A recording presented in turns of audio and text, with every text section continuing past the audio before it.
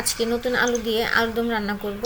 তো এখানে আমি সরিষার তেলের মধ্যে হচ্ছে মৌরি বা মিষ্টি জিরা দিয়ে নিয়েছি, তারপর সামান্য একটু দারুচিনি এবং পেঁয়াজ দিয়ে ভালো করে নেড়ে চেড়ে পেঁয়াজ নরম হয়ে গেলে এর মধ্যে আমি টমেটো এবং ধনিয়া পাতা দিব। ধনিয়া পাতা আসলে না দিলেও চলে, আমার ঘরে ছিল বলে আসলে দিয়েছি। তো এরপরে এটা ঠান্ডা হয়ে গেলে ভালো করে ব্লেন্ড করে নেব। তারপর হচ্ছে আমি তেলের মধ্যে আবার গোটা গরম মশলা দিয়ে একটু নেড়ে চেড়ে সেই ব্লেন্ড করা পেস্টটা এখানে দিয়ে এটাকে একটু ভেজে নেব। তো মোটামুটি ভাজা হয়ে গেলে এর মধ্যে আমি হচ্ছে টক দই দিয়ে আর একটু কষিয়ে তারপরে হচ্ছে আমি এর মধ্যে সামান্য পরিমাণে পানি দিয়ে আদা রসুন পেস্ট, হলুদ মরিচ ধনিয়া এবং জিরা আর গুঁড়া ও লবণ দিয়ে ভালো করে মশলাটাকে কষিয়ে নেব যাতে এর কাঁচা গন্ধটা না থাকে।